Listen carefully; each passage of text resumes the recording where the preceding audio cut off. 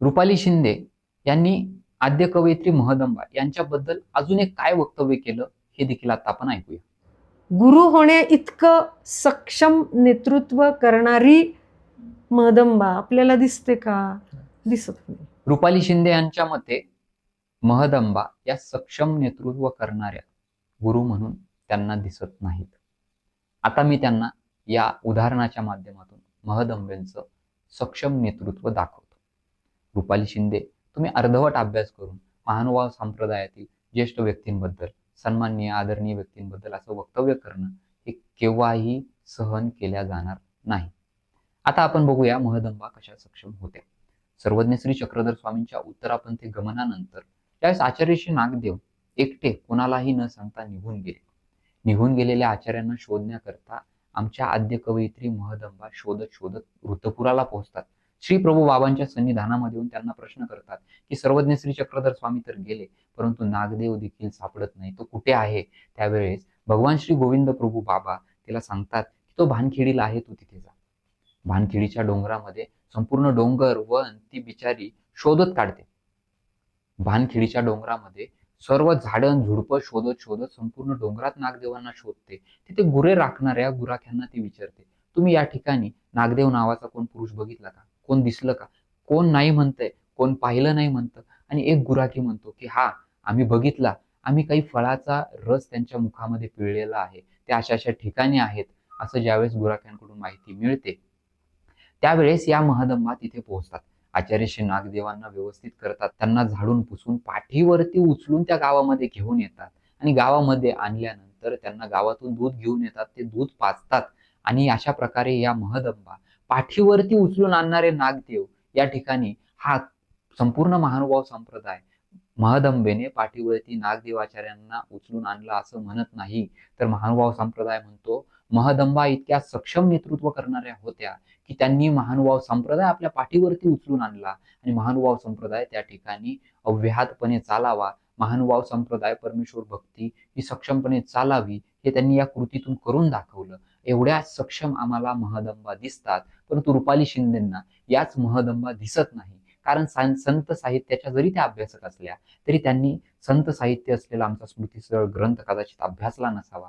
तो या व्हिडिओच्या माध्यमातून त्यांना एक सूचना देतो की त्यांनी स्मृतिस्थळ ग्रंथ अभ्यासावा आणि आमच्या महदंबा किती प्रकारे सक्षम होत्या, गुरु म्हणून सक्षम नेतृत्व कशा करू शकत होत्या आणि करत होत्या हे देखील त्यांना समजेल. दुसऱ्या उदाहरणातून मी सांगतो की ज्यावेळेस महदंबा आचार्य श्री नागदेवांच्या सन्निधानातील भक्तजन शिष्यजन दुपारच्या वेळेस काय करतात, विजन पडताळणे हा आमच्या महानुभाव संप्रदायातला शब्द. अर्थात आपला आचार्यांचा शिष्य परिवार काय करतोय, कोण अभ्यास करतोय, कोण काय करतंय हे पाहण्याकरता ज्यावेळेस महदंबा जातात त्यावेळेस त्यांना केशोबाज हे झोपलेले दिसतात. केशोबाज झोपलेले दिसतात त्या ठिकाणी या महदंबा जातात आणि त्यांना उठवतात. त्यांना म्हणतात, केशवदया, ज्याला एक शत्रू आहे त्याला साधी झोप लागत नाही, तुला 14 शत्रू असताना तू दिवसा एवढा शांत कसं काय झोपू शकतोस?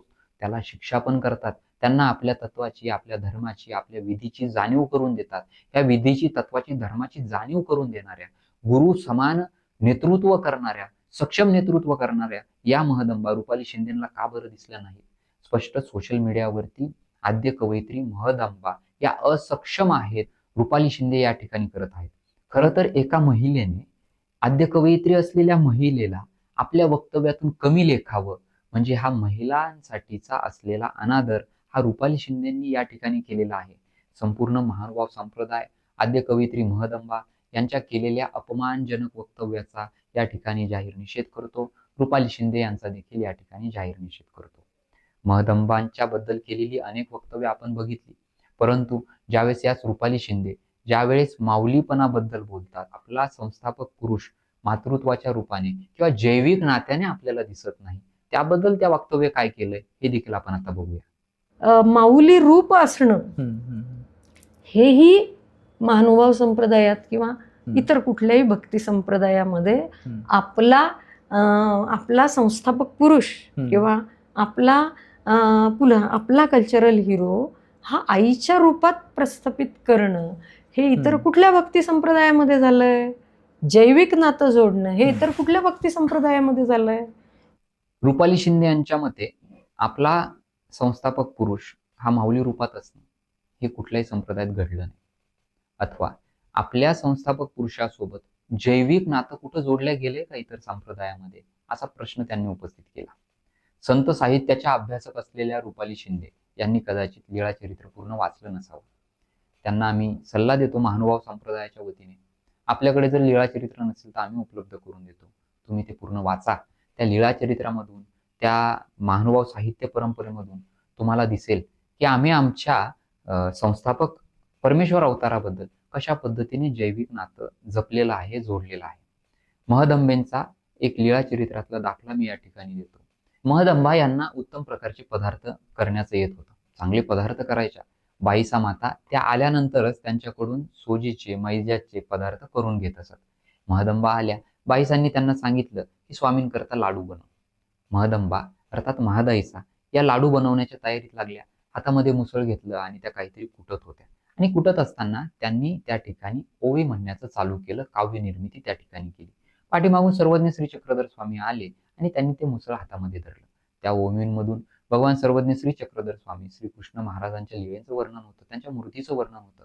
मग अशा वेळेस सर्वज्ञ श्री चक्रधर स्वामी त्यांना म्हणतात, बाई, अशा ज्या ओव्या तुम्ही गातात त्या आपल्या बाप भावासाठी गायला पाहिजेत की नाही, असं ज्यावेळेस सर्वज्ञांचं वाक्य येतं त्यावेळेस महदंबा यांनी दिलेलं उत्तर हे संस्थापक परमेश्वर अवतारासोबत जैविक नातं जोडलेलं आहे, माऊलीपणाचं नातं जोडलेलं आहे, हे यावरून सिद्ध होतं.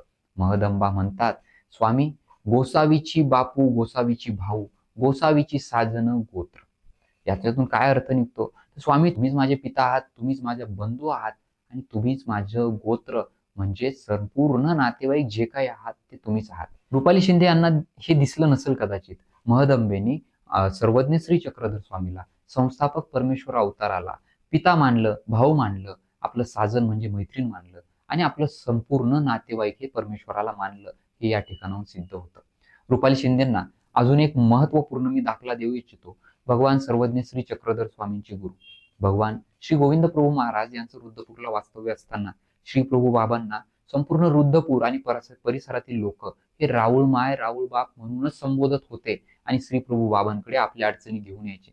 ज्याला कोणी माता नाही, पिता नाही, ज्याचं कोण विचारपूस करत नाही, ज्याच्याकडे कोणी नाही, तो अनाथ, दीन दुबळा श्री प्रभू बाबांच्या सन्निधानात यायचा आणि माझं रक्षण करा, मला मदत करा, तुम्हीच माझे माता पिता आहात, असं म्हणायचा. एक उदाहरण सांगतो. एक सून होती, सासरची तिला मारायचे, सासरची तिला जीव लावायचे नाही, अशी ती रागा वैतागाने वैतागून कंटाळून ती निघाली. आणि निघाल्यानंतर तिचा पती तिला विचारतो, तू कुठे चाललीस? त्यावेळेस ती सांगते की मी माझ्या माहेरला चालले. पती म्हणतो, तुला तर माहेर नाही, माहेरचं कोणी नाही, तू जाणार कुठे? त्यावेळेस ती सांगते, माझं माहेर कसं नाही, माझं माहेर रुद्रपूर आहे, तिथे माझे श्री प्रभू बाबा, राऊळ माय, राऊळ बाप आहेत आणि त्यांच्या जवळ मी चालले.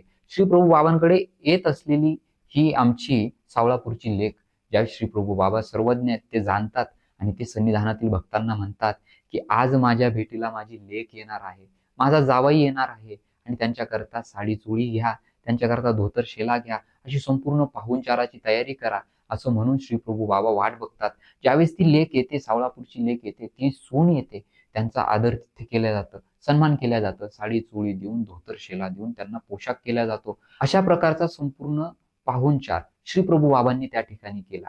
श्री प्रभू बाबांच्या प्रयाणानंतर अर्थात परमेश्वर अवताराने विजय केल्यानंतर ज्यावेळेस त्या मातेला कळतं की श्री प्रभू बाबा आता आपल्यात राहिलेले नाही, संपूर्ण रस्त्यावरून येताना, प्रवास करत येताना ती रडत रडत येते आणि आता माझं माहेर हरवलं, माझ्या माहेरी माझे राऊळ माय नाहीयेत, राऊळ बाप माझे नाहीयेत, आता या ठिकाणी ते राहिलं नाही, माझं माहेर पोरकं झालं.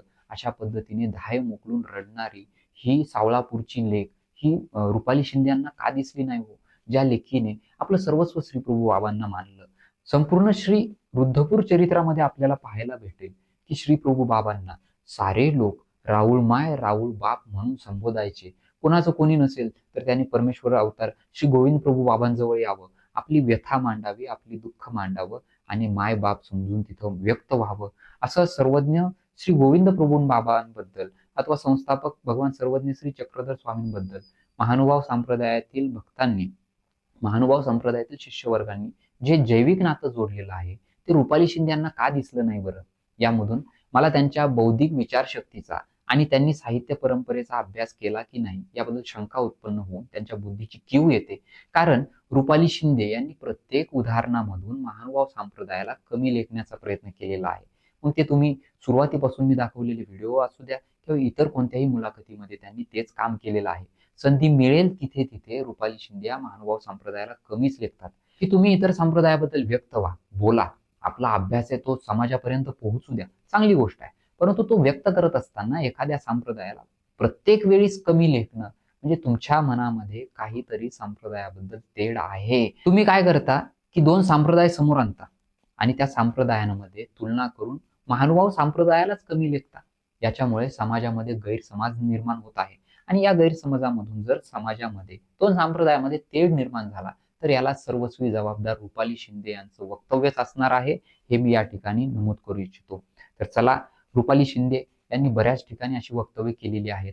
खरं तर एक 6 महिन्यांपूर्वी एक मुलाखत झाली, एक 3 महिन्यांपूर्वी झाली, एक आठवड्यापूर्वी झाली. प्रत्येक मुलाखती आम्ही बघितल्या. त्यातून महानुभाव संप्रदाय, भगवान सर्वज्ञ श्री चक्रधर स्वामी, आद्य कवयित्री महदंबा आणि संपूर्ण संत परंपरा यांना कमीच दाखवण्याचा प्रयत्न केलेला आहे. या व्हिडिओच्या माध्यमातून रुपाली शिंदे यांना आम्ही आवाहन करू इच्छितो की तुम्ही लेखी स्वरूपामध्ये महानुभाव संप्रदायाची जाहीर माफी मागावी. तसेच सोशल मीडियावरती देखील तुम्ही व्हिडिओच्या माध्यमातून महानुभाव संप्रदायाची जाहीर माफी मागावी.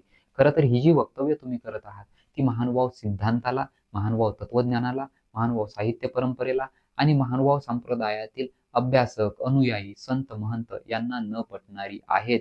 त्यामुळे तुम्ही या वक्तव्यांबद्दल जाहीर माफी मागा, अन्यथा आम्ही कायदेशीर कारवाई करू आणि त्या कायदेशीर कारवाईला आपल्याला सामोरं जावं लागेल. तर चला, अशा प्रकारे रुपाली शिंदेची वक्तव्य आहेत. यामध्ये मला इतर संप्रदायाबद्दल बोलावं लागलं. प्रत्येक संप्रदायाबद्दल मनात आदर, प्रेम, स्नेह हे सदैव आहे. परंतु ज्यावेळेस असे काही व्यक्ती समाजांमध्ये संप्रदायांना समोर आणतात, स्वतःची पोळी भाजण्याकरता, स्वतःचं विद्वत्ता मिरवण्याकरता, संप्रदायांमध्ये तेढ निर्माण करण्याचा प्रयत्न करतात आणि स्वतःची विद्वत्ता त्या ठिकाणी मिरवतात, अशा वेळेस स्पष्टीकरण देणं गरजेचं असतं. याच उद्देशातून हा स्पष्टीकरण करण्यासाठी व्हिडिओ बनवला. याबद्दल मी सर्वांचे मनपूर्वक धन्यवाद व्यक्त करतो. सर्वांनी हा व्हिडिओ पाहिला, आपला वेळ दिला, मनपूर्वक धन्यवाद. जय श्री चक्रधर, जय महानुभाव.